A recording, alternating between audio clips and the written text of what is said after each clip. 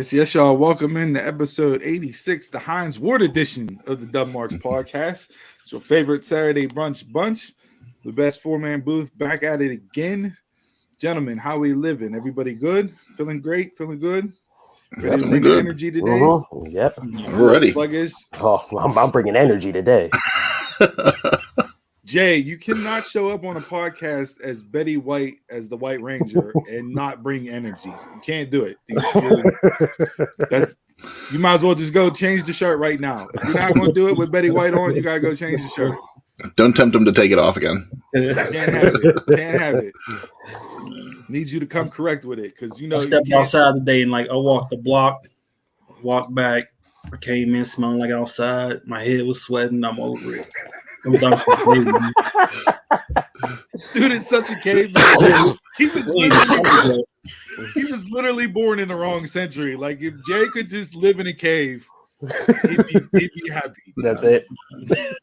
With a fire and some sticks to draw on the wall. He wouldn't have to worry about nothing else. I don't know if he's a hunter-gatherer, though. No. He's a come out and eat guy. That's what he is. He'd fake an injury so he wouldn't have to go out with the rest of the hunters. And whenever they brought food back, he'd be first in line with a plate. Yep. Yeah, first in line with a plate. Gotta be smart. That's that work smarter, not harder, right? Yeah. Okay. So I got a little, as Adam Cole likes to say on Wednesday night, little story time, baby. And it's not so much a story; it's more of what I saw. And I wanted to get your guys' opinions on two things actually. So graduations obviously coming up with high schools all around the area and everything else. The seniors finishing their high school career and going on to do other things afterwards, whether it's college, trade schools, whatever. So one school district I saw on social media, it's called Adopt a Senior, right? So the parents put pictures up of their senior, and another parent in the school district, their community, whatever, chooses to adopt that senior for a day and take the senior out to go do something, bring them gifts, whatever, kind of, like a nice congratulatory, hey, you graduated, and do something nice, little community building type situation, right? And the more I thought about it, I don't know if I'm okay with this. Like, I see both. I mean, I get it. From the, and now, community is important, right? It should be important. You should feel comfortable with the people that you live with in your community, and doing this is a nice thing. When I see this, I think of like small town communities where everybody knows everybody, like Hallmark movie type communities, right? Mm-hmm. Like not around Western PA. Like I don't one road in, one road out. Yeah. But I'm like, okay, like I can get on board with it. But then I start thinking and I'm like, well, like, isn't it the same thing as giving everybody a participation trophy? Like you're spoiling somebody for doing the job that they're supposed to do as a child. As you grow up, you're supposed to graduate high school, right? Who says they're spoiling them? I adopt a senior. I put your ass to work and cut the grass. Do some hedges. I'm gonna buy you a gift. I'm not your kid. Okay, we're on different. Okay, I'm on a third different. Step like I'm the kid off. And I'm not my kid with no adult. See, that's the other thing. That. Nowadays, in 2022, like how much trust is there for you to just let your kid go off with somebody else? Like, they're very true. I can see if it was like fun to or adopt a senior, but you don't truly get to interact. You don't have to interact with them. Or like you don't get to take them out. You can fund them or something. You can send them out to eat or something like that. That's what I've seen. I've seen where like it's college or something like that. Yeah. I saw where you buy them a gift and that's it. Like I haven't seen the you interact with them for the day or whatever. Yeah, no, I see full blown interaction. Like, hey, we're doing this. Like, I'm gonna take you to Kennywood. We're gonna go here. Like that type. Like full blown type stuff. And I'm like, this. You're graduating high school. You're an adult. You take your own ass to Kennywood. When did this become a thing? I mean, and then what if you get adopted by the Carnegies and somebody else gets adopted by the Smiths down the street? The Simpsons. Yeah. You cutting their grass and he's over here. He take you on a trip. Yeah. I don't know. Like I just saw it and I'm like, but initially I was like, well, wait a second. Why is this even a thing? Like, how did it even become about? And then I started thinking, okay, well, interact with people, community. Like I started thinking positively about it instead of just focusing on what I felt was negative about the whole situation. But I don't get it. Like, I don't understand it. That's that Gen Z. Like everybody got to feel special. Which transition? Go ahead. Get your last thought in, Jay, because I got graduation time is different. No, it's nowadays. Like kids don't even finish school now. So just to give them that extra little boost, I'm fine with it. This ain't like we all playing on this ain't sports. Everybody get a participation. No, man. What the Olmec said, the choice is yours. No, Olmec said the choice is yours and yours alone. You don't want to finish school? Too damn bad. Jason's for the kids. Nah. So both of you guys lead in the perfect transition, and we didn't even talk about this, so this is fantastic. Participation awards. The Nashville Predators held a banner-raising ceremony for being the number 1 seed in the Western Conference playoffs in the NHL, only to lose in the first round. Why in the blue hell are you having a banner-raising ceremony for finishing with the number 1 seed into the playoffs? This is taking participation trophies to a whole nother level. If it's the first time, I'll give it to them. It's not their first time. They've been to the Stanley Cup Finals. And then there you go. They never been first one? No. I don't care if you've never been the number 1 seed, but you've been to the Stanley Cup Finals. I can see if you have an Eastern Conference championship and a Western Conference championship, AFC, NFC, like not having a full-blown ceremony, but they typically raise something up or acknowledge it. You know what I mean? Like if you get a T-shirt, AFC champs, whatever. The hat. But to have a full-blown ceremony like you won the cup before the playoffs start and then lose in the first round, that's just karma circling around to bite you in the ass. You can't do that. You can't celebrate a number 1 seed. Number 1 seed. What are we doing? You can celebrate your accomplishments. You can't celebrate a loss. No, you can't. That's not a participation trophy. Now, if they came in 6th place or dead last and had dead last is.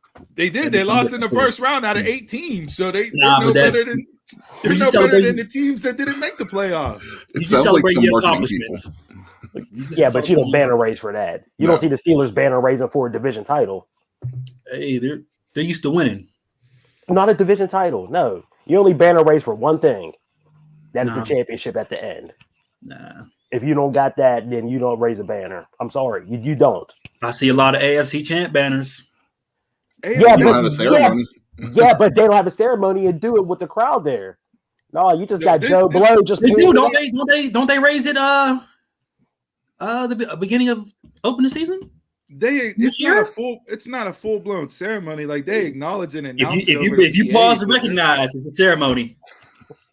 But they're avert your attention to the left corridor.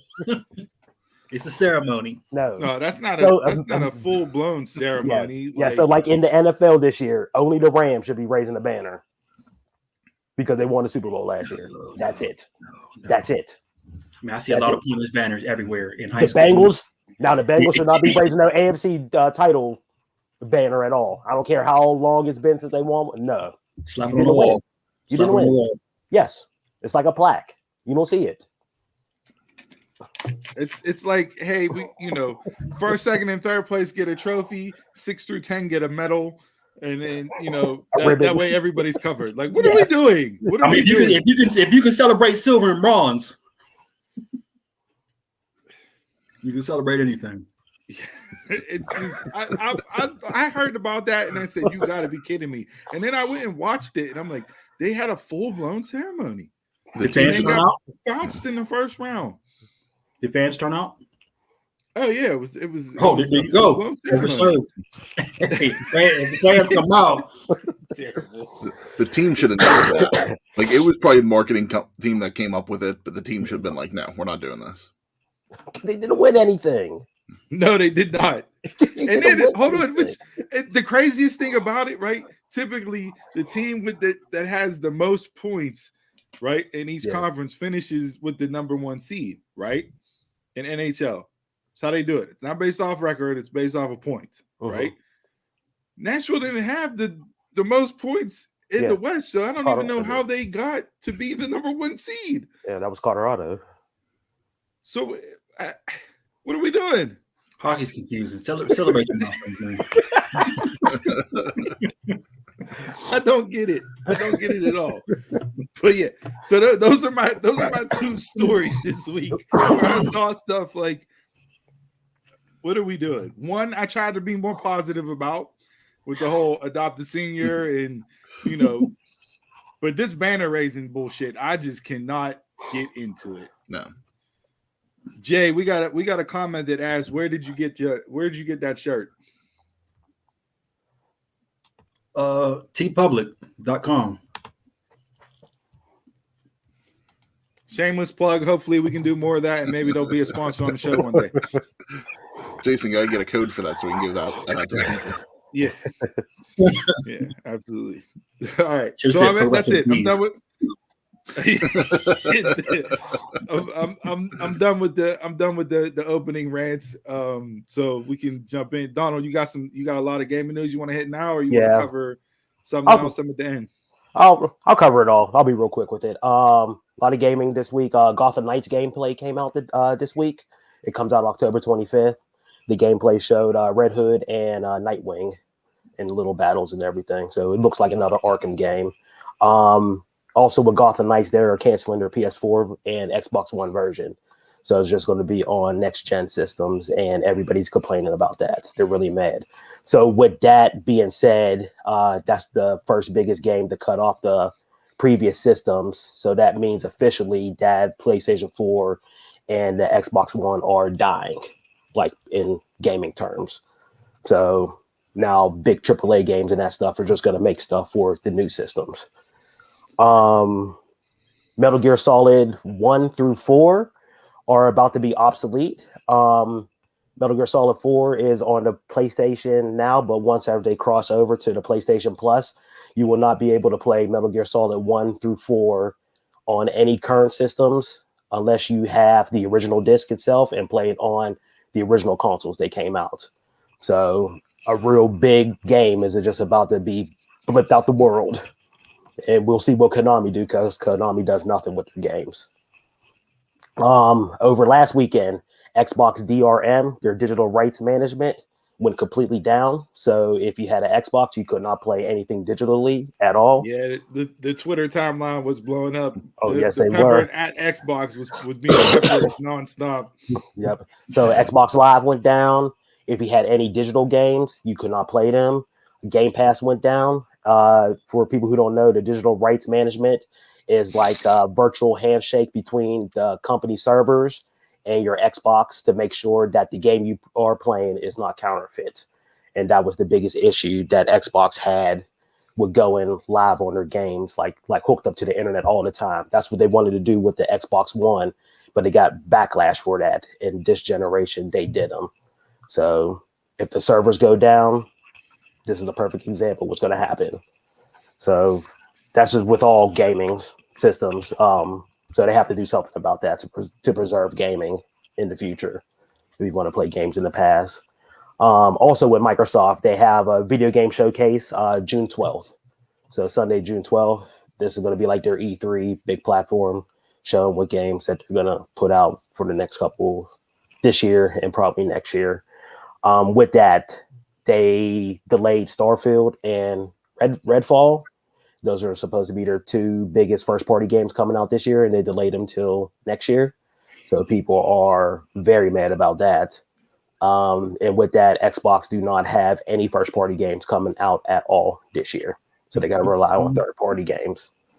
So, again, why buy Xbox when they don't have any first-party games and they rely on their third-party? A couple of days or maybe a week after the Xbox showcase, Sony's going to have their showcase. So this is the one that everybody wanted in March that's going to show off the new VR2, the companies that they bought, and other stuff that they have. And that is basically all for gaming. A lot of gaming stuff this week. What was the deal with EA and FIFA? That EA is not making FIFA games anymore. What? Together? Yeah. All together. Yep. They couldn't come to terms. Too much on each side. That's one of your biggest. Yeah, that is one of the biggest. Yeah, so that so the next biggest soccer game is that Pro Evolution Soccer.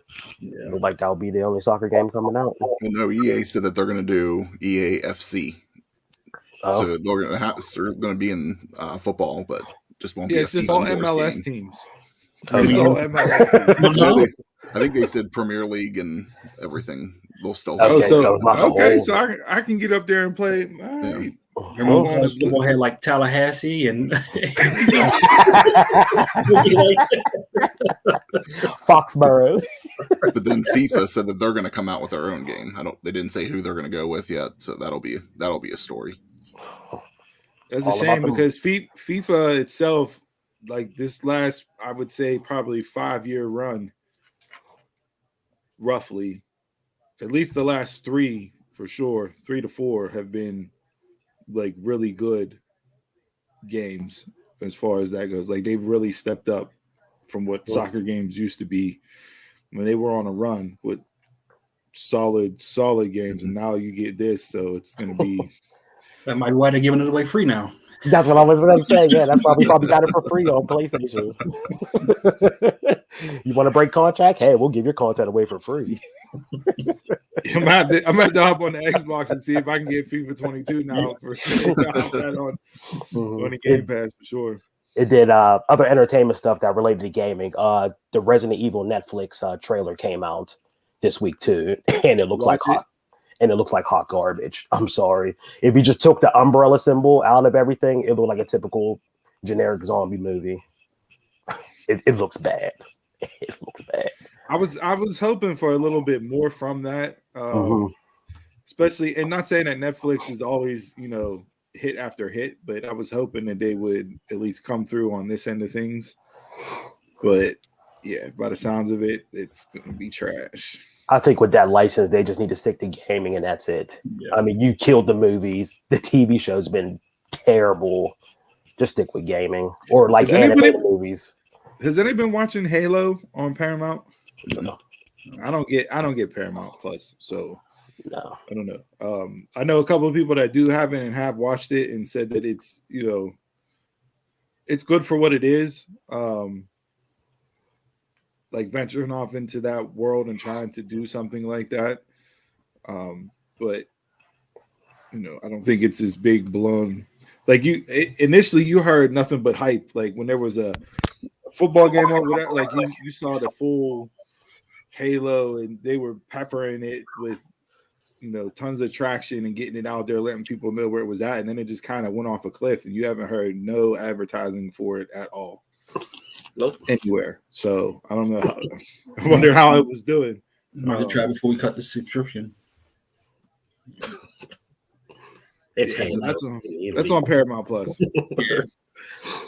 Yeah. So all right. Anything else for intro wise? Donald, do you have anything else? No, I'm good. Kind of piggyback off of you for entertainment. This week, the networks, they canceled 17 shows on Wednesday and Thursday. So they're all prepping for their upfront presentations this week.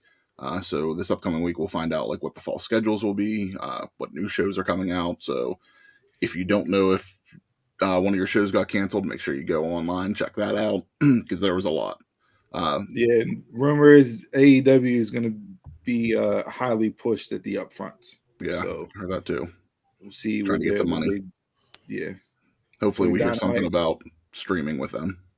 Dynamite, Rampage, and then this third show that they're getting ready to do, that they sent the email out as far as naming it goes. So they're supposed to be getting a ton of traction at the upcoming upfronts. Yeah, that'll be interesting. And then kind of the big news I saw yesterday, Married with Children is in the works for an animated series with the original cast coming back to voice them. So something that'll probably be shopped around next week. I'll hold out a little bit of hope there. You know, if you're getting all 4 of them back for the voiceovers, I'm okay with that. But they felt with all their schedules that they couldn't do another show, like a reboot. So they kind of felt that this is a way that they can all do their things still and come back to the show. Yeah, we know how reboots have gone with recent shows, and it hasn't been a good track record. So we'll see how that plays out. I'll hold out hope for it. Married with Children was one of my favorite shows growing up. So. Yes. It's still high in ratings in syndication. Oh yeah. Anytime it's on it, it's hilarious. Maybe the greatest TV dad character of all time, and we can save that conversation for another day. If we want, Al Bundy might be the greatest TV dad of all time. Father's Day is coming up. Sounds like a good time to have the conversation. That sounds like a really good one. Got to go. So whoever's week that is, you guys all collab on entries, anyways. So there you go. I'm not going to do it.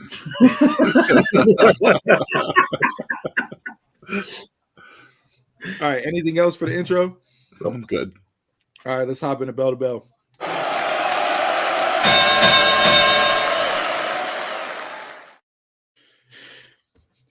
All right, Bell to Bell this week. Jam-packed, newsworthy week in the world of pro wrestling. If we were to stick to all the ancillary up high 30,000 view looking down topics, plus break down all the shows, we'd be here until 6 o'clock, and none of us got time for that. Nor do you want to listen to the show that's long. So pre-production, right before we went live on air, we decided to kind of keep it at that higher level with topics and breakdown, and can touch on some things if they fall into what happened during the week. But one thing that I saw, and this can tie into both AEW and WWE, based off of what I saw Monday night, wanted to get your guys' opinions on it. So factions, right? You know, AEW has a ton of factions. They've had factions since they started. They took that piece from New Japan when they brought it over and launched it.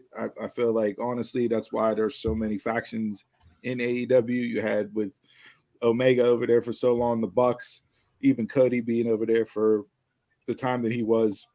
And they've implemented that into their programming and having multi-man matches, so on and so forth.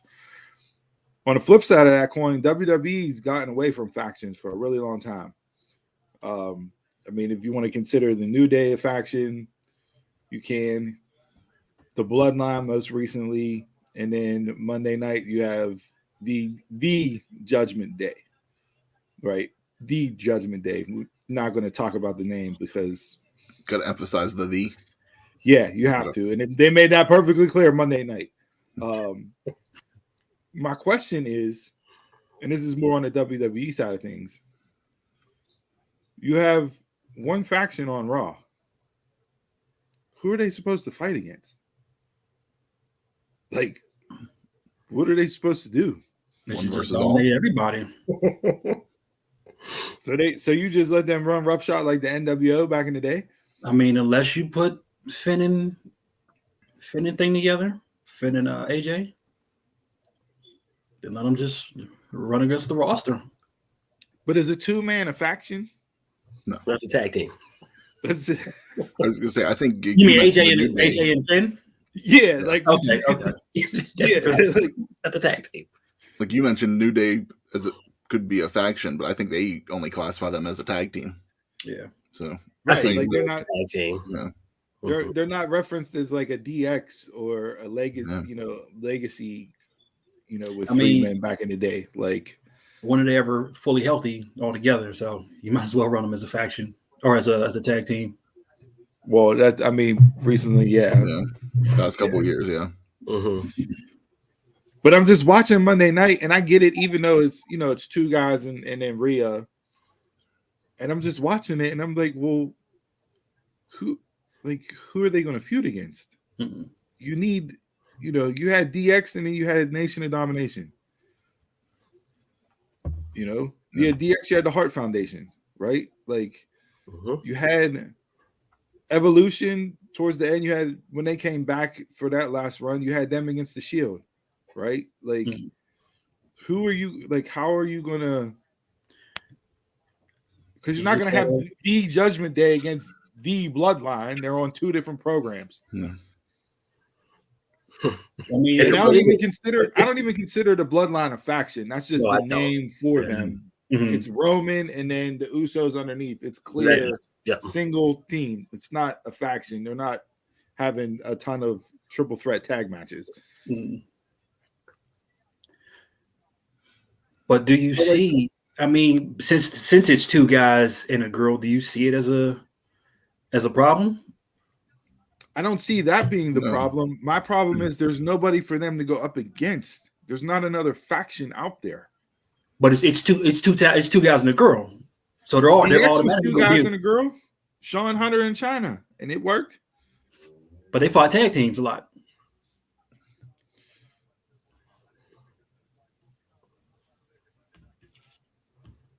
It's just. You're not wrong. I mean, initially they did fight tag teams, and then I guess whenever it splintered off, and you had Road Dogg and Billy Gunn added. I mean, but this is the perfect time to build somebody for them. Mm-hmm. Oh, of course. Yeah. So there. Okay. So there you go. You got to my next point. Yeah. Who's there to build up to go up against the Judgment Day to where people go, oh my God, I want to see, like we did DX versus the Nation or DX versus Heart Foundation. Like, who is it that you want to put in a group to go up against them that's going to make you, I got to sit down and watch this? Honestly, I don't want it to be AJ and Finn because I want them to be two individual competitors. But it's leading down that road. Yeah. And I don't want as much. I mean, I like seeing Liv and Rhea go at it. They got unfinished business, but I don't want to see that as a whole faction. And I think, to me, if you just put AJ, Finn, and Liv together as a group to combat them, that's just lazy booking. And it's that makes no sense. We're going to take the singles feuds that you had, and we're just going to it's going to be this group against this group. And if you have to put a woman in there, and I don't think you do, would Asuka be the one just to have the whole stars of Japan together? WWE doesn't reference past careers, so that wouldn't work. They do reference New Japan. At least they used to.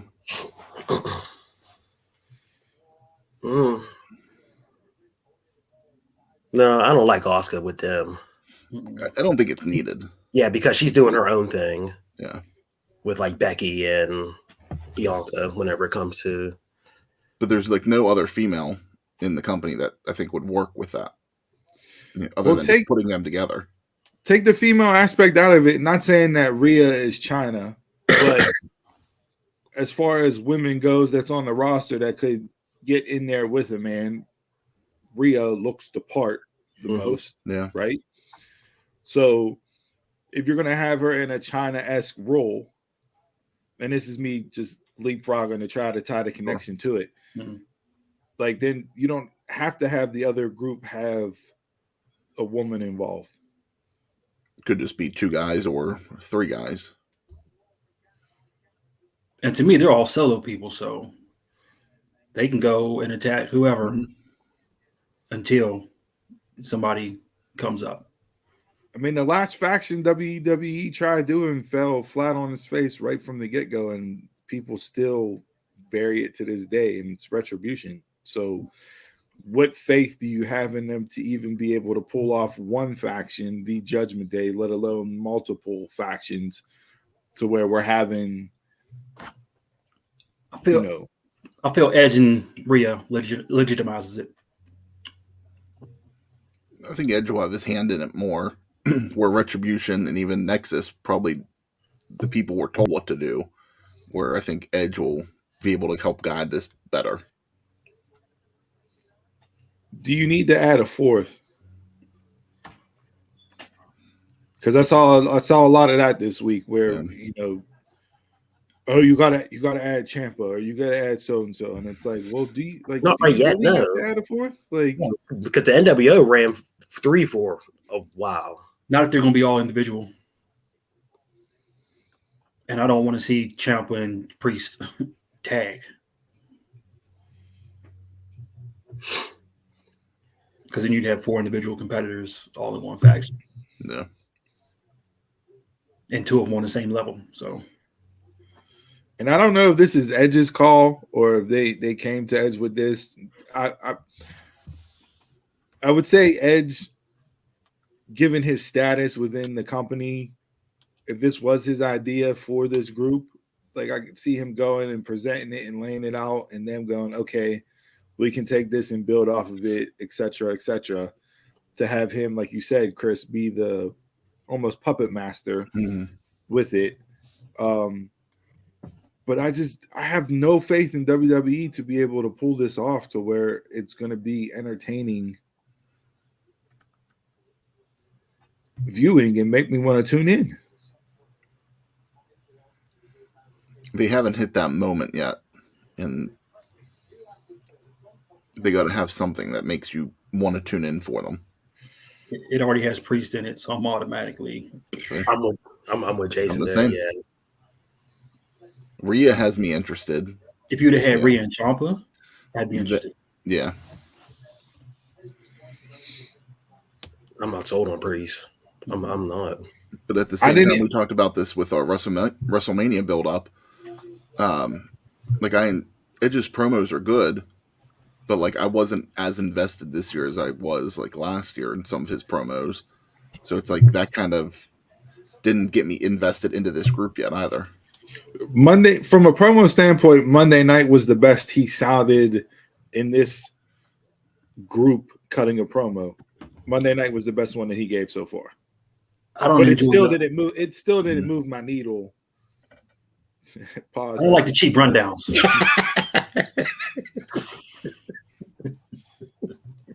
Moving on. And even Rhea on Monday night, that's the best that she sounded cutting a promo. No. I signed an autograph and it's on eBay. That's why I turned. No. That was terrible. I didn't say what she said sounded okay. The way that she sounded. Delivery, yeah. Oh, yes, that was the most confident promo from me listening to her to believing what she's saying. Not necessarily agreeing with the words that she said, but actually believing what she said. To me, that was her strongest promo since she's been up on the main roster. But she's been that badass chick who has been good for so long. It's like this. I think this is where she's really going to shine. Like if she's going to be like something like an actual heel. Do you trust them to build her that way? I don't. I have zero trust in the company, period. So, No. Because her and Bianca would be really good, given each version of these characters. Yeah. And you would build to that, maybe to like a SummerSlam. You give Rhea a nice couple months build, and then have that be your big showdown match. Is she healed to you yet? Not fully. Over his over his heel. No, not yet. The fans love Rhea regardless. Yeah. I don't want it to turn into like a Becky situation where it's going to take you forever to get her to. And that's the problem that I see with this. I have Edge and Rhea who fans really like. Yeah. It's just hard to come across as being a true heel-hated group whenever you have 2 out of your 3 people are really liked by your fan base. Just got to do some heel stuff, like running matches and just beat people up. Got to do something. Hanging out with my friends doing heel shit. I mean, get like a kid who's on the payroll and that stuff, and throw something in their face. Do something. I mean, you got to start thinking outside the box, doing something. You do. So just coming out and just saying you're heels doesn't make you a heel. You got to I really agree. like do it. You do The cheap city like take a Rey Mysterio and throw his head into the production trailer. Ray's had that done enough. We don't need him. I know this is on One more time. Just something. You have to. So you say you just can't read the script and be like, "Yeah, I'm a heel." So from that faction presentation, because we're on factions, I want to jump over to Wednesday night. The whole JAS, Kingston, Santana Ortiz, and then the BCC come in. I hated everything about it on Wednesday night. I thought you were going to talk about the Gun Club. Honestly. That was the only entertaining part on Rampage last night was that segment with Billy Gunn talking to those four. That was it. The Rampage was a fast forward last night. The worst Rampage they put out since Rampage came on air. It was terrible. Rampage was bad. But yeah, man, the whole Jericho thing, I've been saying it for weeks. Like, it's just grown people screaming at each other. I have no interest in that at all. That was bad. Yeah. It made, to me, and I tweeted this out and had good interaction. Wednesday night was a hotbed for people commenting. I was stirring the pot a little bit with stuff, but got to drum up the response from the people. What's the ambitions do? There's visual learners. But yeah, I just start censoring you out up there. It just didn't. It made no sense to me. We just threw this in as a way to get Moxley and Danielson on TV. And who answered? People were like, no, that's not it. You completely missed the ball. No, Eddie and Mox have a history, and they were tag team partners and almost won the belts. And I said, we haven't seen Eddie and Mox interactions. Mox went to rehab. They cut that off. They've moved on to different things, both of them. So, like, it makes zero sense. And it was who answered your call?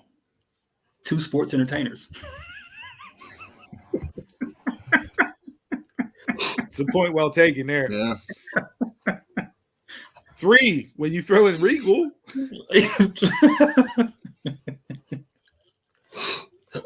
But my feeling on it was you had JS, you had them take out Kingston with a fireball. They come out, they give this victory speech.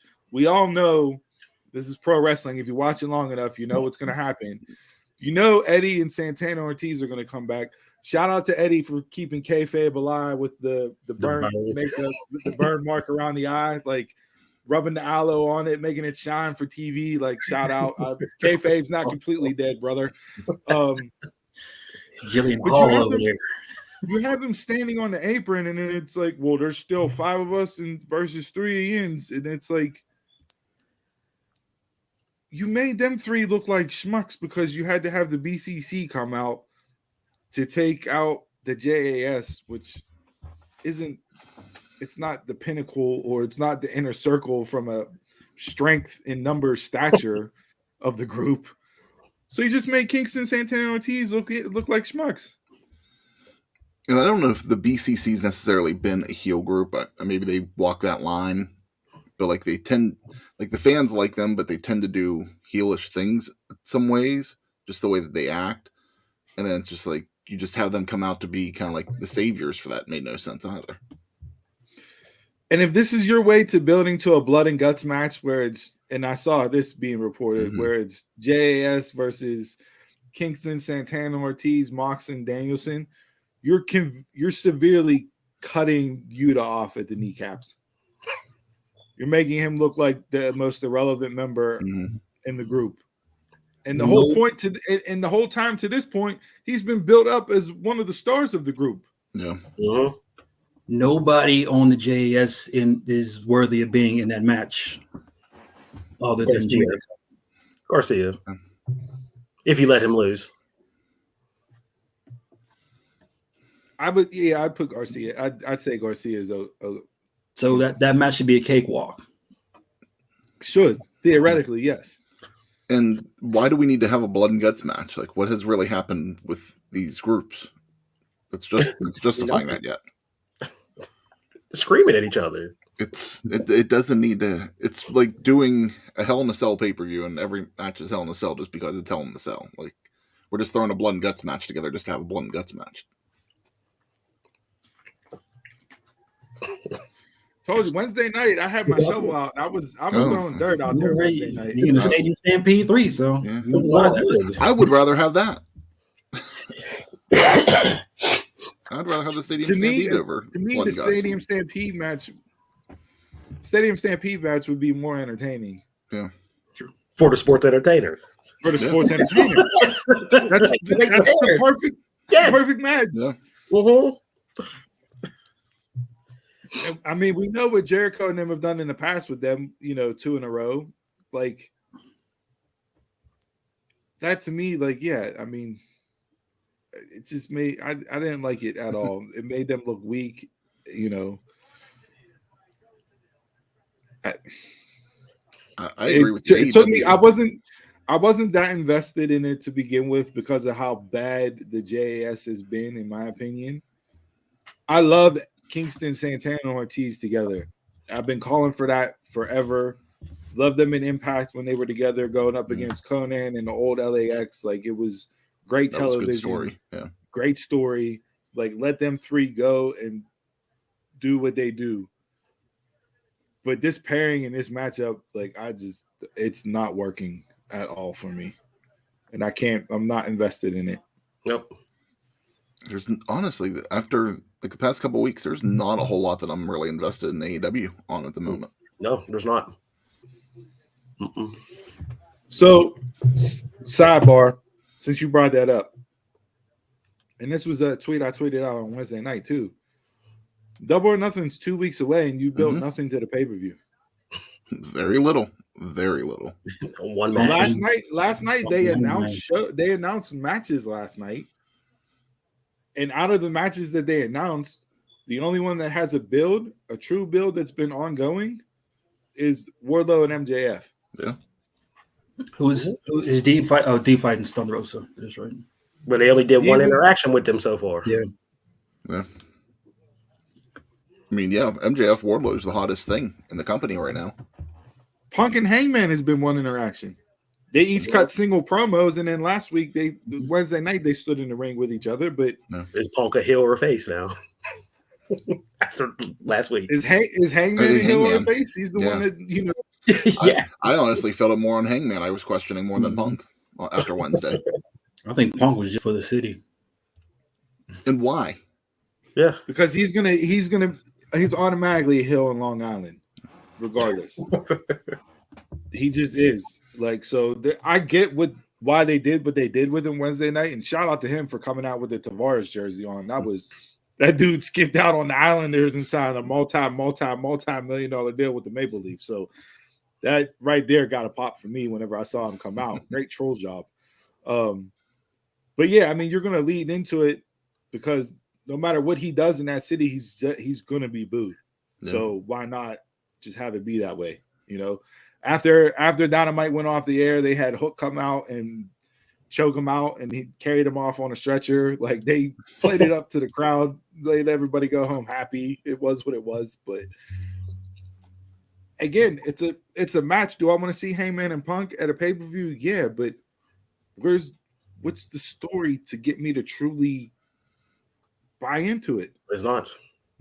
Nothing. It's not hooking at all. Not at all. And what are you going to do? Yeah, I just called a shot in 2 weeks' time. I'm not expecting much. Is it going to be a regular match? So far, it is. Yeah. So far. So the AEW boy read to show up. It's gonna be like, oh, it's a no DQ match. Double or Nothing as it stands right now. Punk and Hangman.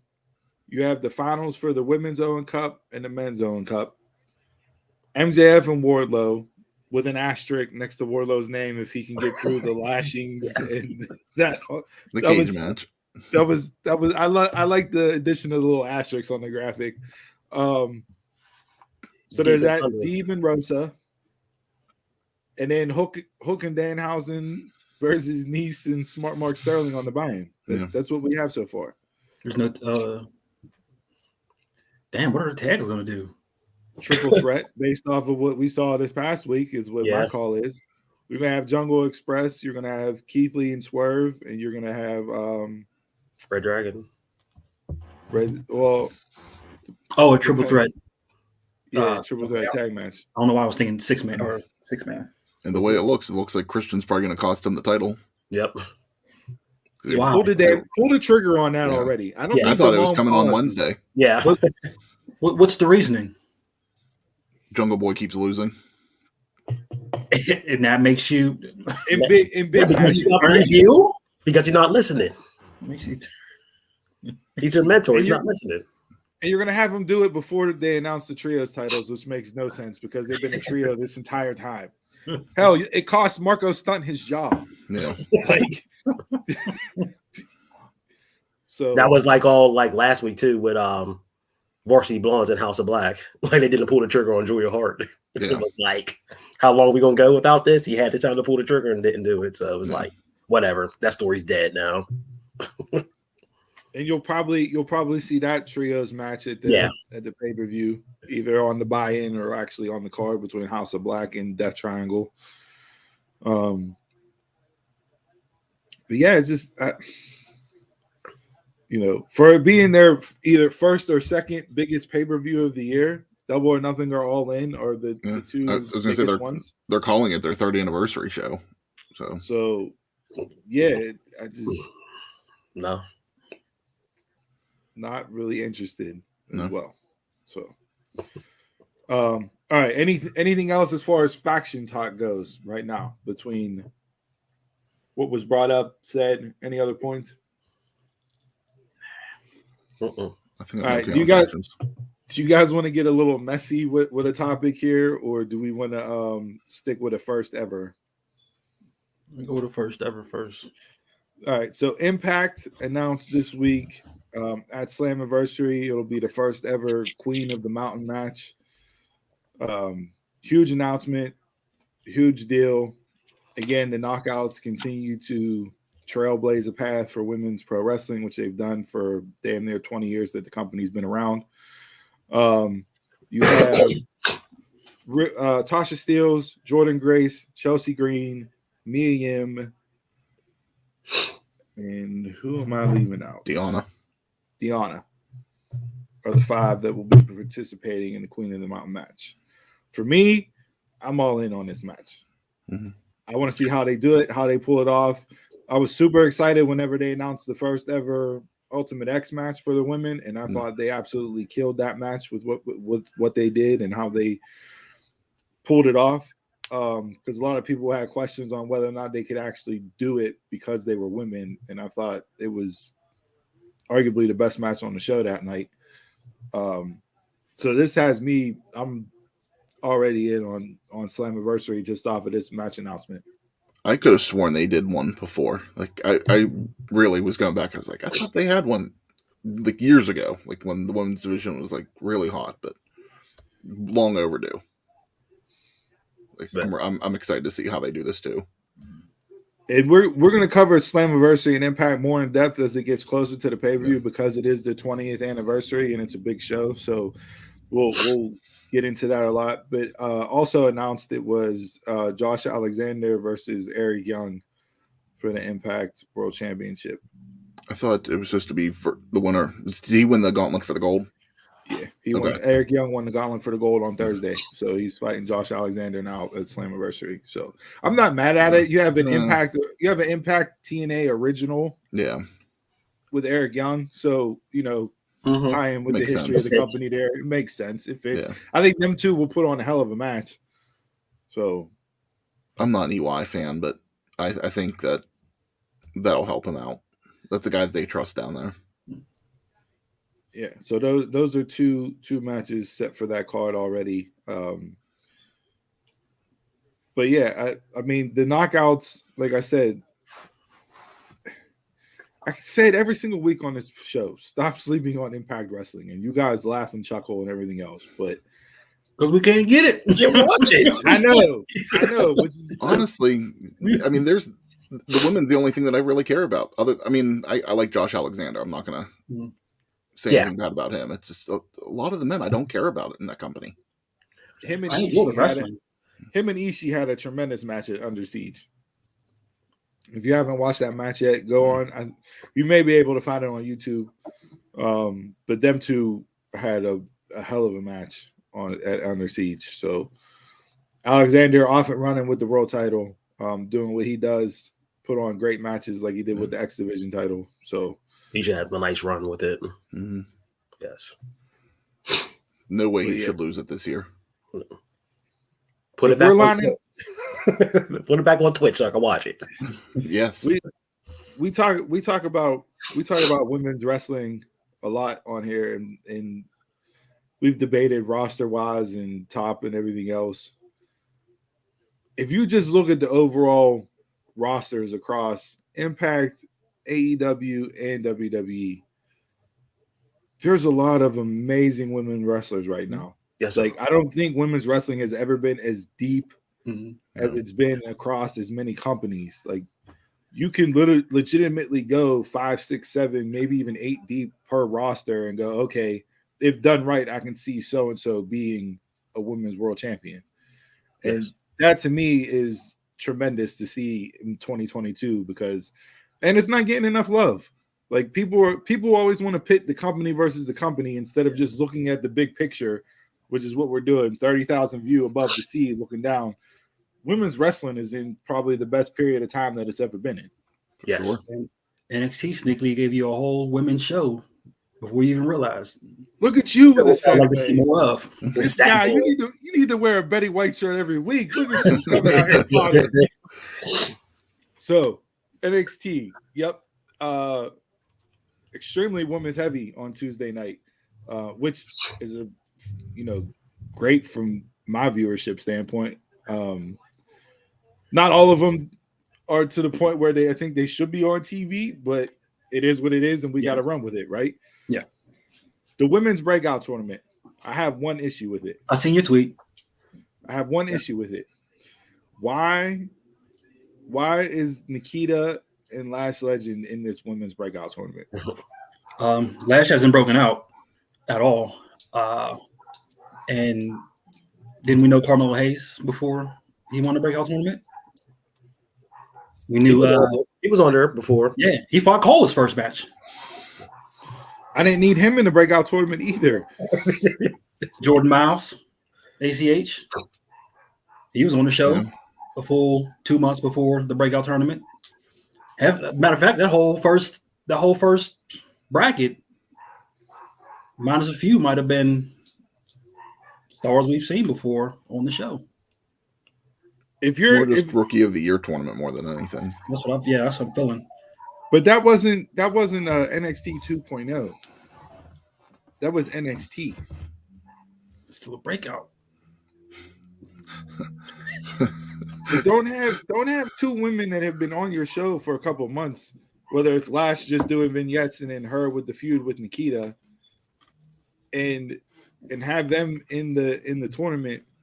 Because I look at that tournament, and as soon as I see Nikita there, I'm like, well, winner. I don't think she's winning. Which this I don't is know how you don't have her win. This is where you push Perez. Because Nikita's already established. I felt the same way with Carmelo. You could have gave it to somebody else because Carmelo was already, he didn't need to be breakout. And we give shout outs to Eddie Kingston for keeping kayfabe alive. Shout out for Roxy Perez, aka Roxy, playing up the shoulder injury from the match earlier in the night when they announced their name, giving the old rub and the shoulder, couldn't lift it up to do like keeping the kayfabe going. That's a professional. It is a true professional. She's only 20 years old. Like, ain't nobody that people don't think about those little details like that. And she went out there and did that. And I was like, okay, that's props. Like, I can roll with you. But yeah, to me, it's just, I don't know, like, given where NXT 2.0 is and what it's about and what they're supposed to be doing, to me, you could have put two other women in there that nobody's heard of Yeah. to have a true like Who needed it? breakout. Is anybody else ready? I don't know. I don't know how many of these girls that are in the tournament are actually ready. Santino's daughter looks good. She looked real good, but Yeah. but they put her up against Nikita in round 1. Yeah. So it's like, What's the point? what was the point? Given her pedigree and what she's done, not only wrestling but MMA and everything else, and they've played that up with the vignettes, and legit, she's done all the things that she said in her vignettes. It's not just story for her character. You could have had her on the other side of the bracket and build up, and then have her go over Nikita, and there's your breakout. But you had her lose in the first round. So, you know what I mean? Like, what does it do? I was legit surprised Avi now wasn't in it. No, she was in the back holding. She was in the back holding World's Strongest Woman competition with guys doing pull-ups and burpees and everything else. Which is that was my only issue with the tournament is why are these two in it if you're calling it a women's breakout tournament and all the other women that are in it you have not seen either at all or very little. With Roxy Perez, you've seen her a little bit the last couple weeks, but you've seen make it a full-on blown. Hey, these are going to be our next in line superstars 1 through 8. Yeah, I get it. Like I wanted it to be almost not a Mae Young Classic-esque, but how many of those women did you really know about before you saw them in the Mae Young? Very little. Yeah, not much. A few. Yeah. You knew some, but more the American ones than anybody else, I think.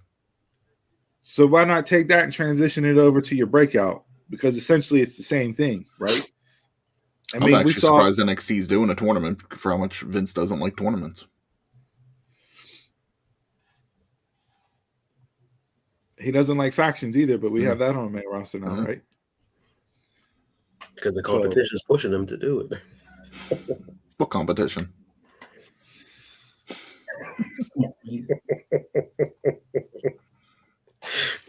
You're living the gimmick there with that statement. No, that's the conference call. Every time you do the WWE conference call, we don't have competition. Everybody has competition. Well, AEW is doing this. AEW is not our competition. Any other broad stroke topics that you guys want to discuss before I bring up the messiness that came out this week? Let's get it.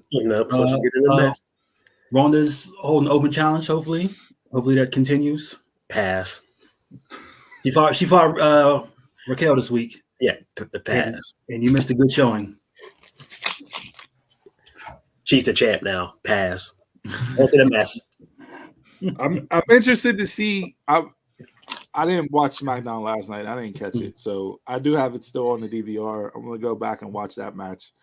But I am interested for Ronda's run here to see how she looks with other people besides Charlotte, because I just don't think her and Charlotte mix the best. Well, chemistry wise, ring wise. That match yesterday was just like Raquel domination. And then she caught her with a roll up out of the Chicago bomb. And I'm fine with that because that's how Raquel should be presented. Yeah, they made her look real good. So we'll see. But there's not a lot of challengers. So I guess the open challenge is probably the smartest thing to do if you're going to have Ronda just rack up wins as champ. You had Aaliyah and Shotzi backstage squabbling about who was not being the one out to answer the call. So we're not even going to get into Shotzi because that's a podcast in and of itself, how they've just completely mushed everything about her and literally taking away every single part of her identity as a character and just leaving her in catering in the back for months. I can't believe Shotzi and Aaliyah are still with the company right now.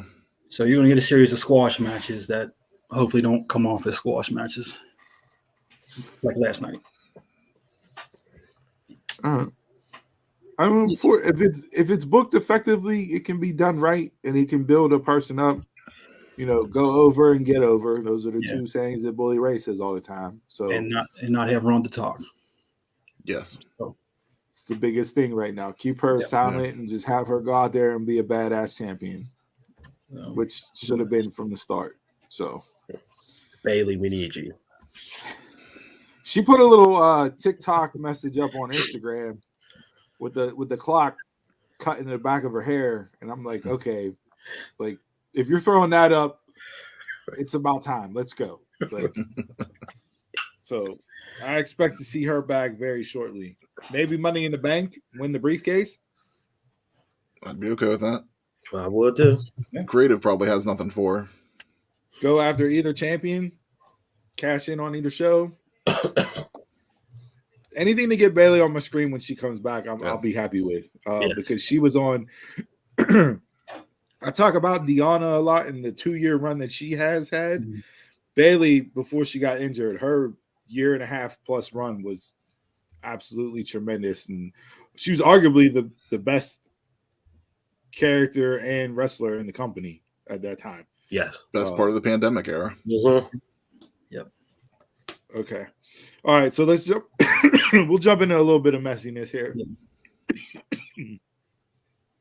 First, Shida, AEW,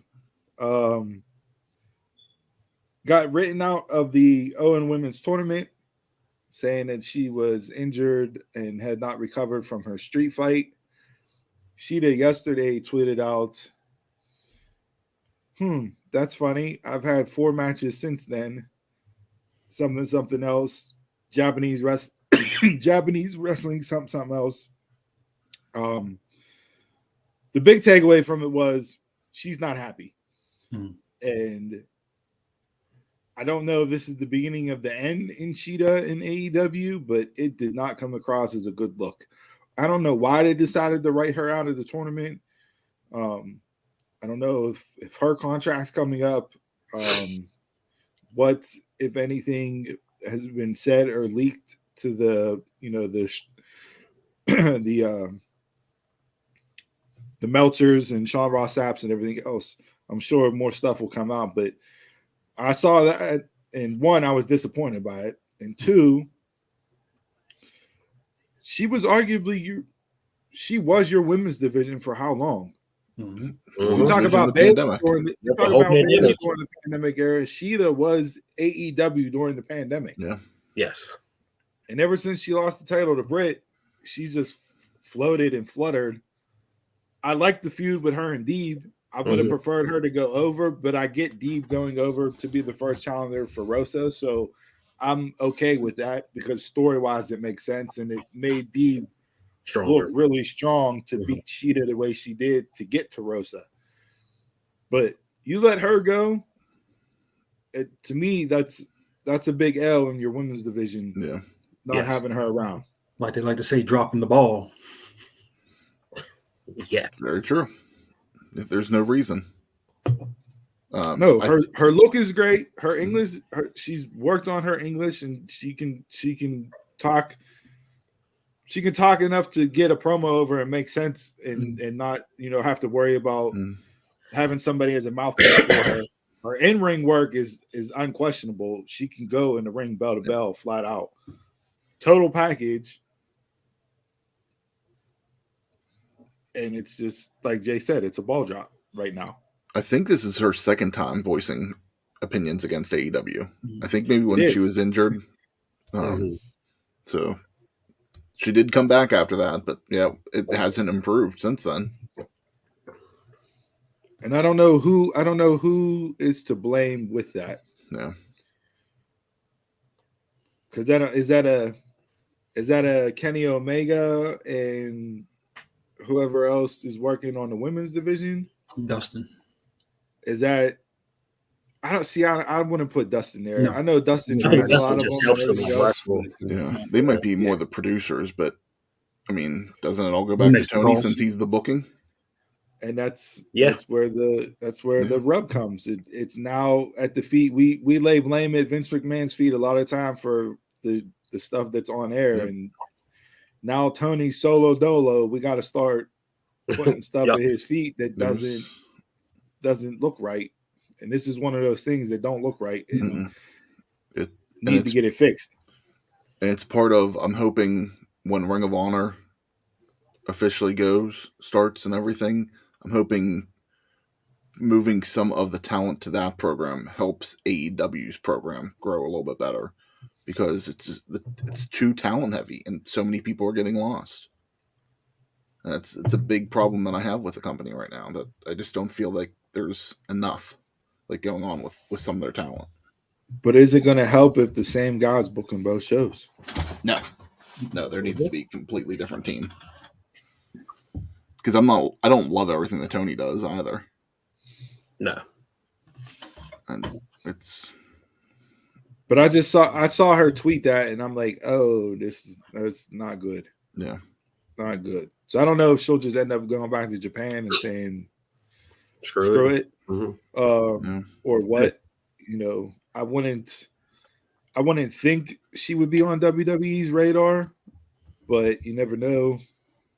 They would be lucky to get her if she were to leave, because if it was Triple H, I'd say she'd probably be on the radar. I don't know if I'd see her on the radar. Laurinaitis and Vince look for something completely different. All right, yeah, we know what Laurinaitis looks for, and it's. And then if she feels like this, how are the other Japanese wrestlers going to feel about that? The females like Rio and whoever else comes in.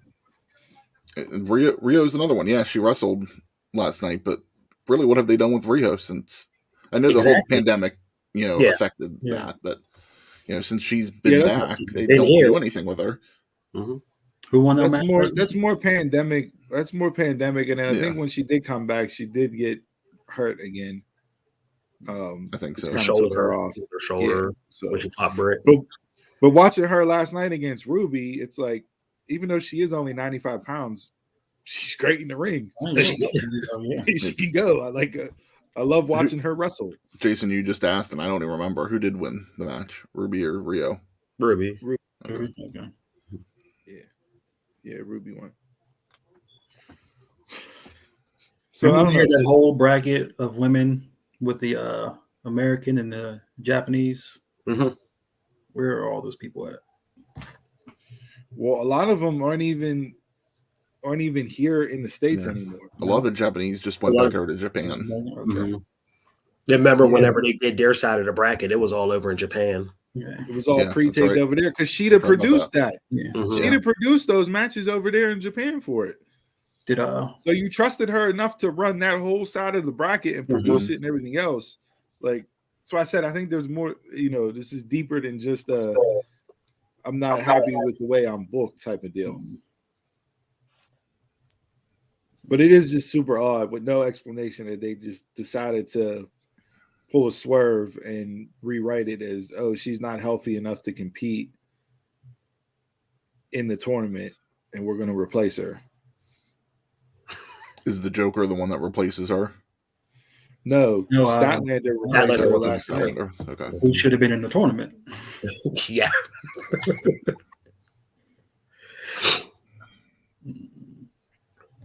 So yeah, like I said, it's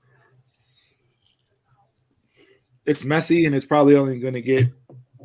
I hope it doesn't get worse, but who knows? It probably will before it gets better or the relationship just ends. Mm-hmm. If she doesn't get renewed. So the other bit of messiness, and this is more of a larger scale, Maury Povich, Jerry Springer-esque messiness. Kota Ibushi in New Japan. Boy, oh boy, oh boy. I don't even know what to really make of it. Did you guys see the tweet thread from Kota and the translation? Yes. Mm-hmm. I saw the story Donald posted on Facebook. Yeah. That Jason was just too long to read. Well, I read the initial, then I got like two bars in the transcript, and I'm like, I'm not reading the whole transcript. I don't need the tweets. I got the gist of it. So have us tell you, right? That what it is. Us do the homework while you just get the credit, right? So Kota Ibushi came out in a long tweet thread, basically saying he's going to expose New Japan in the backstage dealings and workings of the promotion. A couple heavy accusations with regards to some sexual harassment stuff and some other things. And there were messages, I guess it was with him and the president of New Japan, or one of the people that are high up in the office. Yeah, of New one of the Japan. higher ups. Mm-hmm. This is the first time there'd been previous stuff in the previous administrations, but this is the first time that this administration, New Japan, has gotten any backlash. So this is interesting. Very interesting. It is way, to me, this is past the point of being rehabilitated. Oh, yes. Yeah. And apparently, by him doing what he did, not only burned his bridge in New Japan, but all of the Japanese promotions have now kind of marked him as blacklisted, so to speak. Yeah. So, wow. Yeah. Even if you're right, that's dead wrong. Shit. And that to me, that's a cultural difference. Right? Sure. Between here and Japan. That's honor, you know. Yeah, honor, you know, all that stuff. Can't go to Ring of Honor either. Somebody was talking about the Yakuza could be a part of it and that stuff I'm dealing with. Yo, like this is like the Yakuza. This is next level messiness. And then it's also about all the companies New Japan's probably connected with, because can you go to AEW if New Japan and AEW have a working relationship? That is true. Can you go to some of the United Kingdom shows, because a lot of those have connections with New Japan? So it'll be interesting to see where. Yeah, what I heard of the Yakuza might be a part somewhere deep into it. I like, man, dude better just leave the country. Like all together. Tag him with Shinsuke. I mean, he wrestled in the cruiserweight right there. And there was rumors that he was going to sign then. Yeah. Look, from a talent standpoint, the man is tremendous in the ring. Absolutely. Yes. Looks amazing. A star from a physique standpoint. Bell to bell is really good. I can fantasy book him with a lot of people, and I think it would be a ton of great matches. Well, I don't know. That's a different boat. That's a completely different boat. Yeah. They may be up the same shit stream, but they're rowing two different boats. Now is he injury prone, or was this just like a one-time thing? He gets hurt a lot, like especially lately. He's been hurt a lot. He does, but I mean, looking from that thread, he was ready to go. He was back and like, what are we doing? And then But you got to look at the type of style that he has in New Japan, and that could be a lot of the reason why he gets hurt. So, like I said, if he is blacklisted from everywhere in Japan, and Chris, you brought up a great point with the ties to other companies. You know, him and Omega, the relationship between them two, and the friendship and everything else is well documented. Yeah, and to me, this would be the first place where Kenny would reach that hand out and say, "Hey, come on over. We'll bring you in. You know, move on. Don't worry about it." But is that even going to be possible? Yes. Could Kota Ibushi be the one to close the forbidden door? Yeah. Never to be opened again. As soon as it opens, it closes. A lot of people were saying Vince was going to be the one to shut the door, and it's Kota. What sparked this? And that's the craziest thing. Like looking through the thread, it was never like, here's the smoking gun. Like he didn't point out this is the smoking gun, or this was the last straw that broke my back. He didn't put that out. He just said it's a bunch of random stuff. he just woke up one morning and was like, fuck everybody. Yeah, it was. He just woke up, you know, he was like waiting to exhale. He just threw all the shit in the car and lit it on fire. So, like, we're gonna have that day today. Is what he came out with. So I don't know, man. know. This is deep. This is very deep. Yeah. So like you were talking about, Donald, it could go a lot deeper. Oh yes, it can. If he goes missing, you don't ever want to see that. No. But I mean, that's a Dark Side of the Ring season 27 episode that they'll touch on. Do you get that everywhere? Overseas? I don't It depends. Because is UK tied into? I mean, I know their sports is like crazy, but like soccer, crazy. Yes. Is it like wrestling? Over there with wrestling? Mm-hmm. I don't know if it's to that degree or that. I don't think that part of the fan fanatic, right? I don't think it's that part yet with that audience. It's more. Do they really have a promotion that big over there? I was gonna say they're always supposed to be known as the respectful fans. Yeah. Okay. Dark Side of the Ring, the Kota. This guy's already named the pro show is going to because if produce you see that one. because if you see what all their sports, like all their fans are like very calm. It's just like if we're watching like Wrestle Kingdom, like they're calm even in baseball. Yeah, because baseball is their number one sport. Calm. Japan. Oh, I'm talking about the UK. Oh, the UK. Yeah, I'm talking about the UK. Like, the UK. Their fans are fires and everything else. Like, calm. There's movies about these guys. Oh, yeah. I didn't even hear the UK. Oh man. Yeah, Green Street Hooligans. Go watch it. Watch that movie. That's all you need to know about UK sports fans if you watch that movie. But I don't think they have a wrestling promotion that big that would be tied into something like that. No. Rev Pro. Is I mean, Rev Pro and Defier and the other one, Progress. They're big, but I don't know if are they New Japan level? They work with New Japan, but I don't know if they're equal to New Japan. Like you won't be dishonoring your country if you don't come home with a title. But I don't know. No, it's not to that level of that. But yeah, this is something. It's definitely something to keep an eye on for sure because in the States here, it's not going to get a lot of press, obviously. In the wrestling community here, it'll get a ton of press. Yeah. In New Japan, I'm sure that shit's plastered all over like it's the back page of the New York Times. Like where big stories break here. He's on a billboard, enemy number one. Yeah, we'll see, but yeah. So those were the two messiness stories from this week in pro wrestling.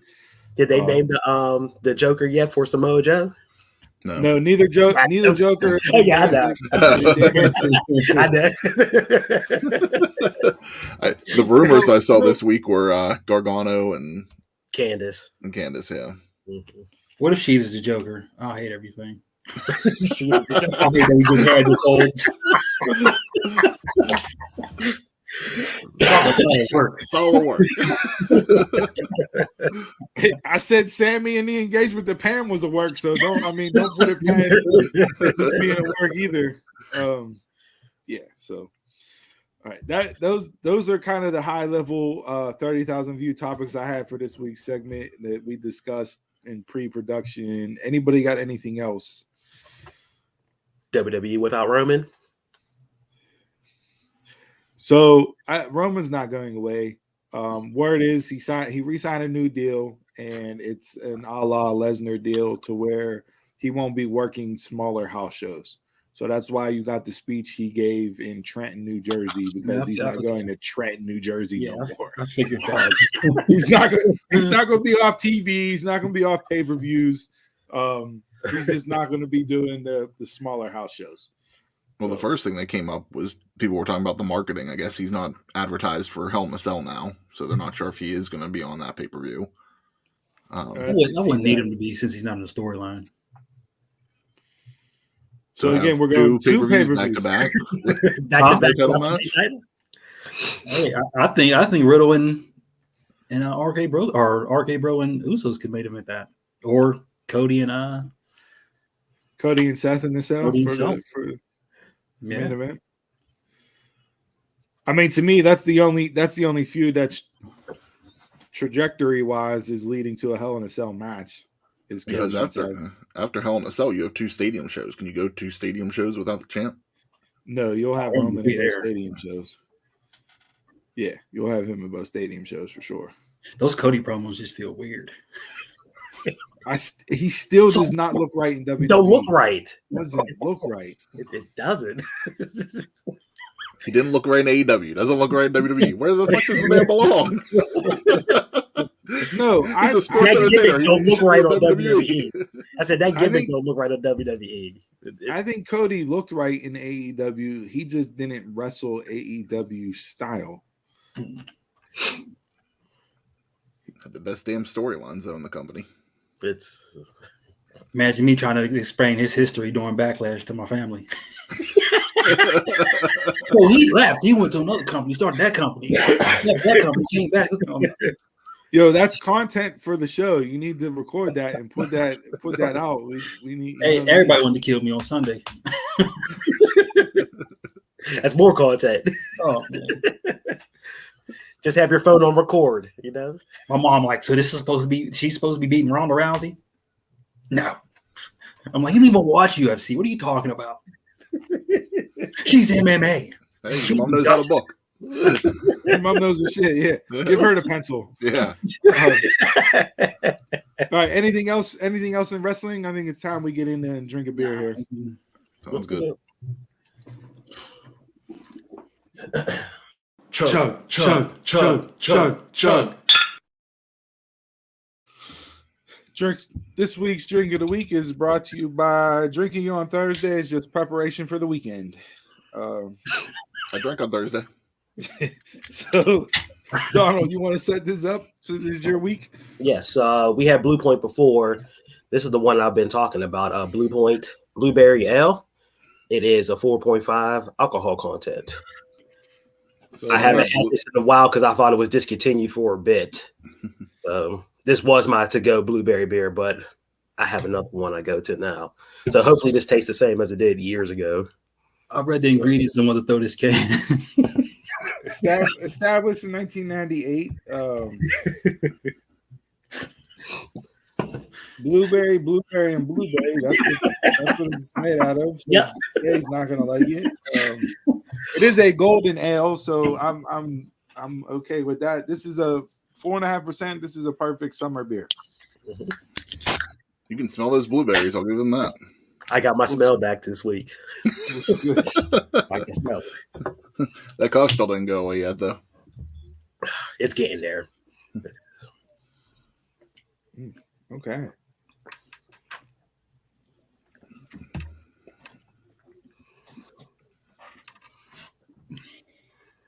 You can taste the blueberry. I'd have a cooler next to me while I'm standing there playing cornhole, and I'm just grabbing these after toss, drinking them. I just drank all sets. Got all head, huh? Yeah. Pause. That's what she said. It's just gonna be that type of show today. No, I got nothing. I got nothing against this at all. No. I'm not gonna put it up there as a 5, but I'll go a solid 4 for sure. Taste is good, color's good, drinkability's good. Like there is nothing wrong with this beer at all. No. Yeah, it's it tastes about the same that I remember it. I like Bumbleberry now. That's my favorite blueberry. I go with that, but this is still good. Like it's no 5 for sure. I give it a 3.5.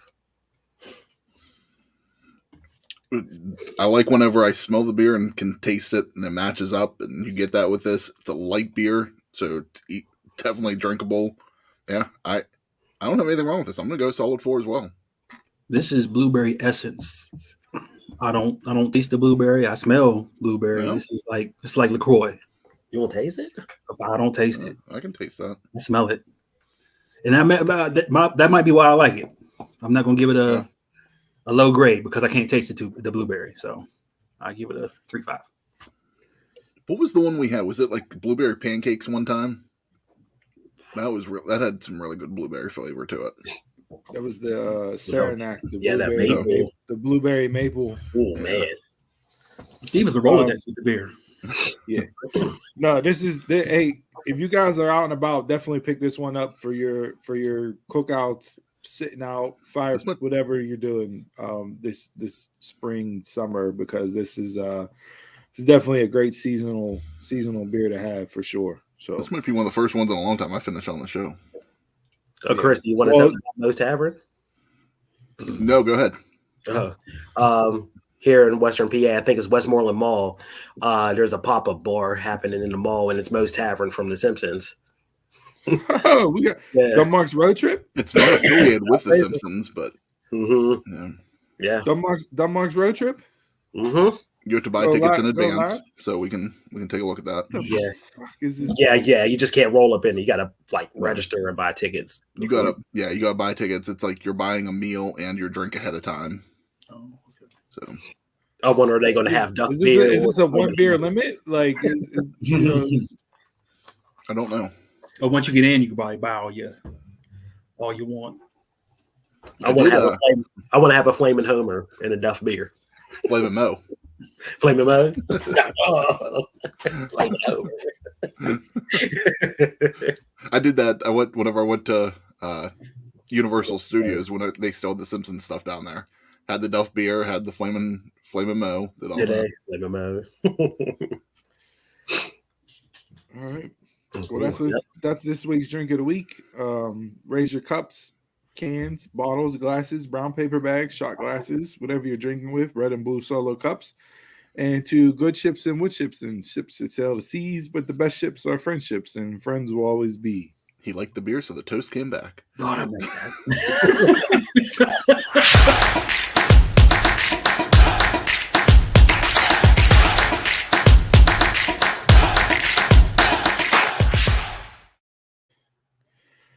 All right, this week in sports, the biggest thing for me, which I am watching along as we do this podcast, is the FA Cup final between Liverpool and Chelsea. As you can see with my hashtag there, it is still 0-0 coming up on the end of the first half. Other than that, schedule release came out this week. We're not going to predict the Steelers win-loss total now. Too early. The bright spot of the schedule release was not the coverage of it. It was the social media teams battling from each NFL team to see who could put out the best schedule release graphic or video. And the hands down winner were the LA Chargers.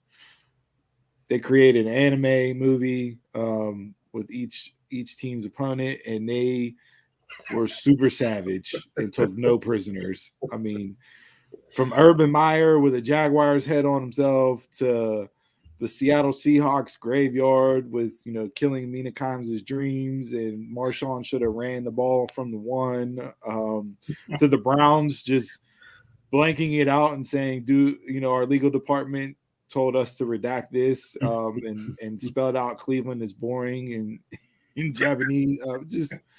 It was just tremendous. If you haven't seen it, go watch it. It was really well done. And shout out to those guys for turning in a tremendous job. They definitely earned their paycheck with that. I like the second one they did with the Raiders, where the ship was in a bottle in a trash can, and it had AB's helmet parts and a Chucky doll in the trash also. Yeah. Yeah, it was a great dig. Great dig. Yeah, AB's discarded helmets and the doll was sitting on top. It was tremendous. So yeah, other than that, Penguins game 7 tomorrow. Up 3-1. We all know what happened. Crosby's out. They were up 2-0. Boys were buzzing, flying around, handling business. Crosby takes an elbow to the head. He goes out. They lose that game. And then last night came out hot. Couldn't keep the momentum going, and lost again. So game 7 tomorrow in New York. Don't think the boys are going to pull that one out. I'm wearing the jersey for inspiration. To quote today's title, it's the hope that kills you. Is Crosby out, or is he? He was don't skating know. this morning again, but he skated not gonna yesterday too, and Yeah, he didn't we don't play. know. So And Jari, I think Mark Madden tweeted saying, "I don't care if you got to wrap his leg in tape or anything. He needs to be out there tomorrow." Yeah, I would much rather have a cold all-star ass goalie in net than a third string. yeah. As great as Domingue has been, Yeah. and if you look at the goals he's let up total wise, he hasn't been that great. But if he's given them enough of a fighter's chance to win these games, I just feel like your best bet's probably with Jari in net. I don't see him going in net either. So No. No. Yeah. Just I going mean with the same this year team yesterday. this year it was it was the injury. It was the injury bug. You lose your two top goalies. Sid's been out, majority of game 5, all of game 6. You have another two top forwards and defensemen out. It was the Sid show. I mean, Yes, it was. when they won. I mean, it was him taking care of business, and they took him out, and we see what's happened now. So, but I will say this. And they can't let up like a ton of goals like within like a 2 to 3 minute span. Yeah. Like that is killer. Like that's on the defense, just not the goalie. That's on the defense. 3 goals in 90 seconds will definitely cost you a game. Yeah. But playoffs overall, both NBA and NHL have been extremely entertaining to watch. Great series, both ends. Golden State won last night, so they advanced to the Western Conference Finals. We have Game 7 with Luka and Phoenix. Also have Game 7 tomorrow with Boston and Milwaukee. So yeah, it's been a great playoff so far. From looking forward to seeing what Jason's predictions are for the finals. See if he can run it back to back this year. Mark might not make it. Anything else sports wise? Did you guys watch the UFC last weekend? No, I just saw some highlights, some clips. That knockout Michael Chandler had a Tony Ferguson. Ooh, yeah, that's seen that. They showed it. Pat McAfee show had Chandler on Monday. They showed a picture, and shout out to the freaking photographers. But looked like the bitter beer face old man. Yeah, Chandler's foot. They have Chandler's foot right there, and Tony Ferguson is a 85-year-old senior citizen. Yeah, he is literally an old man, and it was just perfect. It's unbelievable, but. Yeah. Dave says he has no say in the NHL anymore. Yeah, the Red Wings are dead. They haven't been relevant in a long time. Definitely not the the 6-star Russian-led team in the 90s that we grew up on watching. Yeah. I'm about to finish the rest of the case. Yeah, this dude. You couldn't throw out any more. How many more extra you got? This is the last one.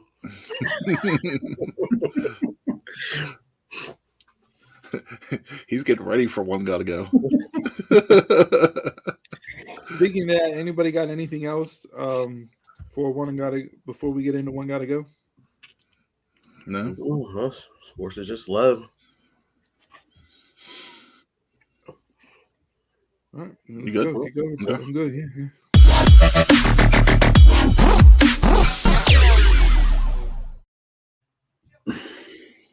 All right. Last week's results. We actually had a tie between Scarlet Witch and Dr. Fate. Got some extra votes, and Dr. Fate got to go. I should just flip the coin for the last one. Honestly, no matter what we did, we kept having a tie. It's just like I didn't expect Scarlet Witch to be in that. No, I didn't either. Yes, I did not either. Mm-mm. I don't care. That one got to go ahead. Nothing for me. So unless it's your week, nothing. They never have anything for you. I'm the only one that puts in time and effort and comes up with it on my own. You guys collaborate and come up with shit that's going to get my blood boiling. So go ahead. Let's put up what McDonald collaborated on this week again. Oh no, this is a simple one, straight from me. From my last one with the breakfast one, I've been festering on it. has been eating at me, chewing at the wood and all that stuff, and it turned me heel on this game. So, since it was so basic last time, we are getting very, very calculated and specific on this. Chris, may you please?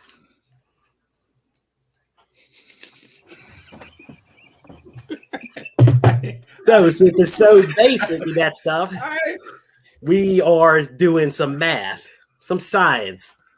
We are doing the famous scientific formulas. All four of these are very important to everyday life. So, since everybody wanted so basic, have at it. Do the math. Hey, look, just so you know, if this comes to a tie, I'm not participating.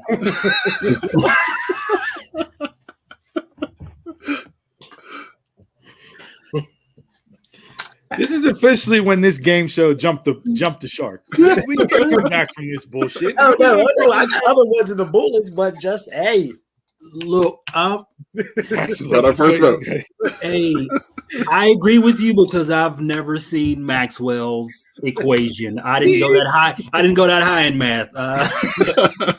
It was damn sure not with letters and numbers and squigglies. No, I wasn't there. Is that wingdings? I didn't make it that far in math. The Maxwell equation got to go. Can you please tell me where it relates to in life? Because I haven't used it yet. Your microchips in your computer systems and electronics all use that. Oh, no, I'm not running off that. Won't doubt it. So if you want to know the Pythagorean theorem, that's your GPS for triangulation. Come on, I know. Come on, the thing, Newton's law of gravity. I mean, that explains itself. E equals mc squared, the theory of relativity. That's your energy, time and space.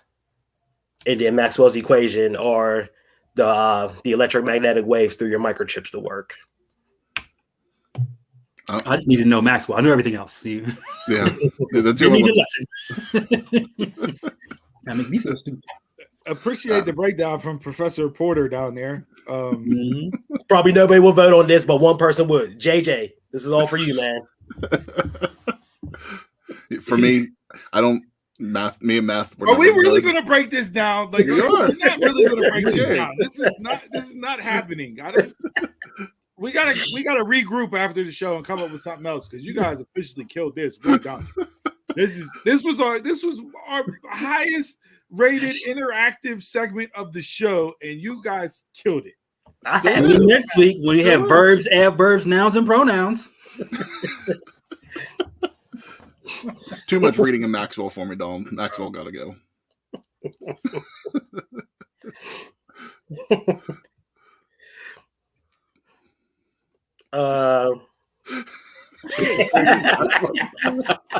Seriously. My 20-year graduation, my 20-year high school reunion is this year. I think I remember this shit. Hey, bring it up. Like, hey, which one of these got to go? Pythagorean theorem got to go for me. Still, back then, it was the most useless thing ever before GPS that they taught us in school. How? This is not happening. I'm not doing it. I'm not doing it. Turned me heel last time, so guess what? You get it back. This isn't even a heel move. This is just. I had fun ones. I had a bunch of fun ones, but y'all want to take the fun out of it. I meant when I said eggs, I meant scrambled eggs. I meant anything. It was just eggs. But no, y'all forced my hand. Y'all think about it. I'm out of here. I'm done with this show. Fuck y'all. You can't even close it right. Can't even close it right. Those microchips, that Maxwell equation was out of reach. Yeah. Yeah, take your Maxwell equation and stick it up your ass when trying to log off the show, Donald. How about that? Donald took his ball and went home.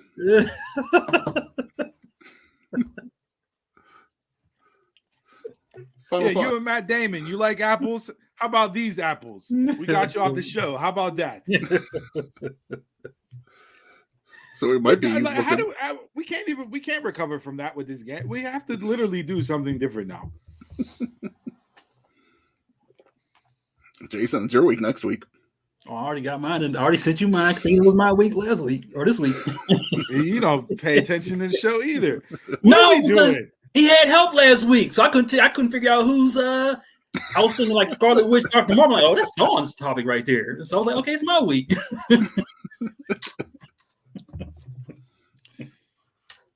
Go into final thoughts. We All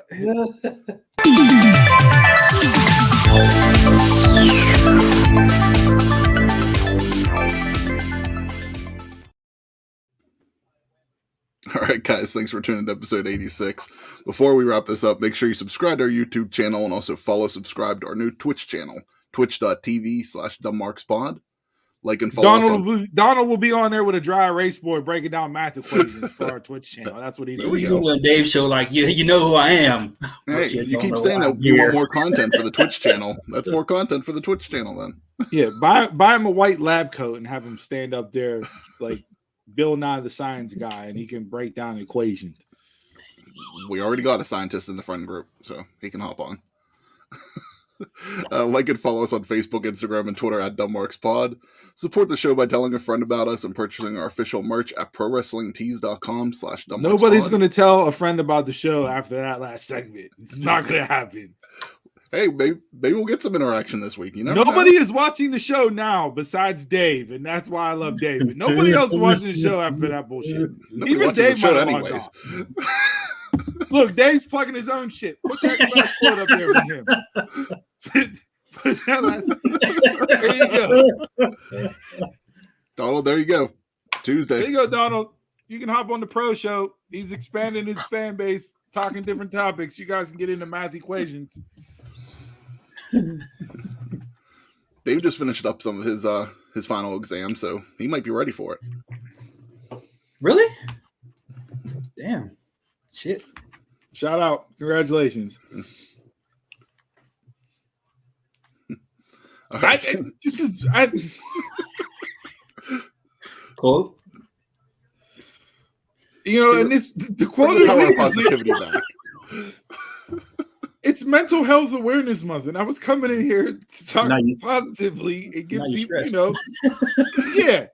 I've been working on my mental health for years now. I've been dealing with stuff. Donald throws up Pythagorean theorems and Maxwell expressions and everything else, and he just tanked my mental health by bringing that shit up on a beautiful Saturday afternoon, early morning afternoon. So angry.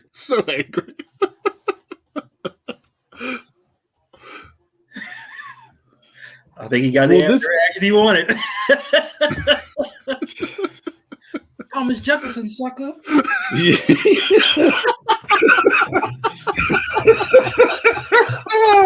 Oh, that's a good one. Chris, good luck chopping up this week's clip of the week to put out there, because we got to put, this is how you chop it up, right? You bring up one got to go, you chop that up, you show Donald closing his computer, and then you just fast forward to Jay saying, Thomas Jefferson, sucker, and that's the clip of the week right there. Sounds good. I can make we got history and math. We're an educational podcast now. Series involved now, too. We can't be called dumb marks no more after that one got to go. This dude wants to make people look smart. With all that being said, here's some mental health positivity for you guys. Wonderful segue. Mental health is not a destination, but a process. It's all about how you drive and not where you're going. Pythagorean theorem. Donald really tested your mental health today. Watch, I got to take a road trip after this, and my GPS is going to crash, and I'm not going to know the fucking theorem to get my car back on the right direction on where it needs to go. Thanks to Donald. It's going to make you solve an equation. Yeah, go visit Matt Damon in Boston, and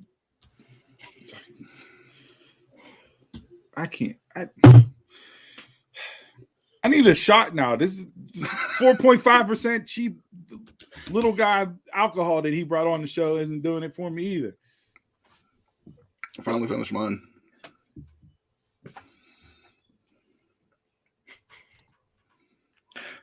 Doodle the Dumb Maxwell podcast. Close the show.